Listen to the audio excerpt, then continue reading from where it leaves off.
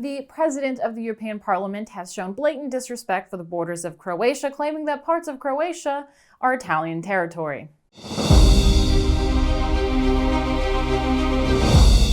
What should come as no surprise to anybody, the president of the European Parliament, Antonio Tajani, suggested that parts of modern-day Croatia and Slovenia are Italian territory.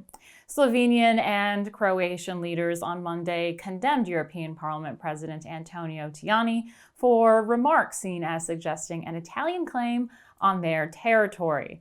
Speaking at a commemoration of a World War II massacre that took place on the border between Italy and Slovenia, the EU Parliament President said, "Long live Trieste, long live Italian Istria, long live Italian Dalmatia, long live Italian exiles." Amazingly, Tajani is denying claiming Croatian land as Italian territory. On Monday, he expressed his regret for his statement, claiming his words were misinterpreted.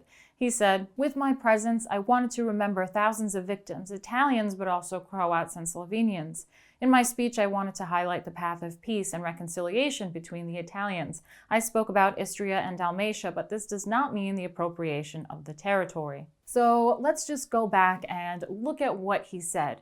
Long live Trieste, long live Italian Istria, long live Italian Dalmatia. There are two parts to his sentence. His claim that Istria is Italian and his long live statement suggesting that Istria is Italian and should remain so for a long time.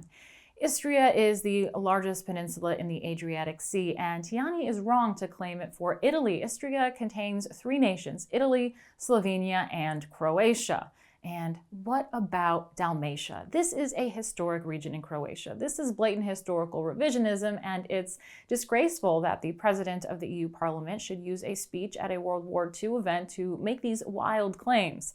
Croatian Prime Minister Andrej Plenković is right to say that this statement has elements of territorial claims and revisionism. There is a wider reason I wanted to share this news with you. It's not only shocking that a European leader would make such wild claims, but it seems to me to be just another example of the disdain that the European Union has for the historic borders, nations, and people of Europe.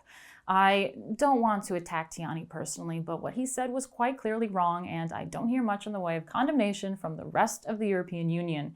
We are told so often that the European Union is a peace project designed to bring the European people together, but EU leaders seem to have no respect whatsoever for member states, Croatia included. When I hear that Croatia could be on the verge of adopting the euro, it worries me greatly. Further integration into this European project could seriously harm our national identity.